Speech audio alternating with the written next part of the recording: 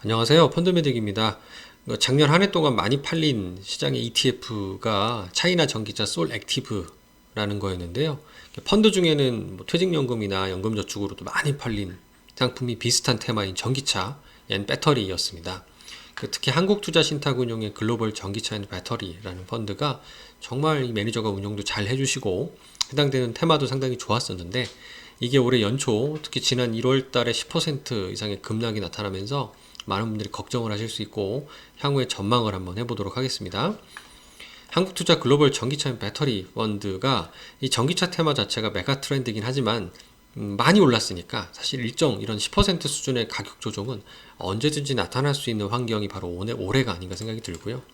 이런 모습처럼 2021년도 2월 이후로 지난 1년간의 성과를 보면 변동성이 적은 건 아닙니다.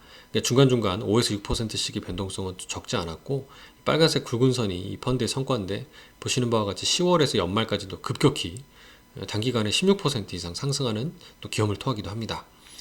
작년 같은 경우는 특히나 이런 나스닥 지수라고 하는 대표되는 성장 주식들이 S&P 500 같은 이런 전통 자산, 전통적인 섹터가 포함되어 있는 주식 대비 성과가 좀 좋지 못했고, 변동성이 커지면서 예측이 힘들어지겠다라는 전망들이 많이 나오곤 했어요. 올해도 마찬가지지 않을까 생각이 들고, 그렇기 때문에 전기차 테마를 비롯한 이런 테마형 상품들이 도전을 받는 한 해가 되지 않을까 생각이 들어요.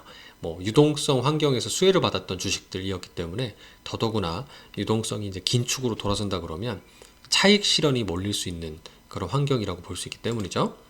이렇게 이제 보시면 많이 하락을 해 있는 모습입니다.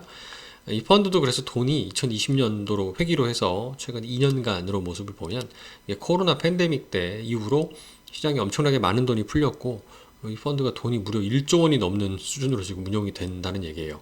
이게 경업칙적으로 돈이 많이 몰리면 통상 계속 성과가 몇 년째 연속으로 좋지 못하기 때문에 조금 부진할 가능성도 염두에 둬야 됩니다. 그래서 내가 언제 들어갔는지를 잘 살펴보셔서 2020년에 들어갔다 그러면 나름 차익 실현을 일부 하셔도 좋지 않을까 생각을 가지고 있고, 2021년에 들어갔다 그랬을 때는 많이 먹는 듯 하다가 연초 이후로 많이 하락해 있는 그런 모습이라고 볼 수 있습니다. 이 펀드는 2017년도 10월 달에 출시된 3년이 지난 상품이고요. 거의 이제 4년이 넘었죠. 이 3년 기준으로 이 펀드 평가사에서 평가를 하는데 만점을 받을 정도의 명품 펀드입니다. 국내 매니저인데 이 황우택이라는 매니저님이 상당히 운영을 잘 하시는 분이고요. 그리고 국가별 구성 현황을 보더라도 꼭 미국만 투자하는 게 아니라 한국이나 독일, 중국, 일본 등 전기차라는 테마가 장기적으로 갈 때 미국이 앞으로 리딩을 하고요. 이어서 동반 상승하는 그런 국가들, 주로 대표적인 자동차 메이커를 보유한 나라들이라고 볼 수 있죠. 한국, 독일, 일본, 그리고 전기차의 중국을 빼놓을 수가 없습니다. 업종별 구성을 보면 경기 소비재라고도 불리는 임의 소비재 비중과 IT 비중이 높은 절반이 넘는 특징을 가질 수밖에 없는 게 이런 전기차 배터리 테마의 핵심이라고 볼 수 있고, 그리고 기업들을 보더라도 테슬라가 앞을 끌고 있고요.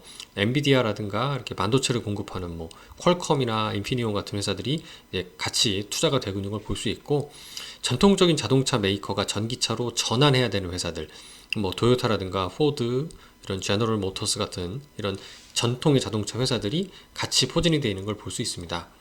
앞서 제가 미리 말씀을 드린 건데요. 2018년도의 성과는 좋지 않았지만 3개년도 성과가 워낙 좋았어요. 이 3개년도 성과만 합치더라도 100%가 넘습니다. 이 펀드라는 게 주식도 그렇지만 항상 성장할 수는 없기 때문에 또 이렇게 표준 편차도 적지 않고요. 그래서 이런 걸 감안하면 올해는 너무 얘만 투자하시기보다는 많이 먹었다면 일정 부분은 좀 차익을 실현하면서 변동성이 생겼을 때의 트레이딩으로 접근하시는 방법도 좀 리스크 관리 차원에서 좋지 않을까라는 생각이 듭니다. 정말 10년 보고 투자할 거면 그냥 홀딩하시면 되겠지만요. 올해는 지금 연준의 긴축이라는 유동성 환경이 불리해지고 있어서 성장주에 불리한 상황이고요. 우크라이나 여전히 불확실합니다. 반면에 긍정적이라면 전통적인 자동차 업계의 반격, 테슬라가 주가가 정말 많이 하락을 했지만 장기적으로 많이 올랐잖아요. 그 뒤를 따라서 테슬라가 깔아놓은 판에 토요타나 포드, 제너럴 모터스, 우리 현대차 탑승합니다. 이런 전통 완성차 업체 시장에 반격이 일어나는 한 해로 볼 수 있기 때문에 충분히 반등할 수 있는 여지가 있다라고 판단이 됩니다. 오늘은 전기차 배터리에 대해서 알아보고 설명을 드리는 전망의 시간을 가졌습니다. 감사합니다.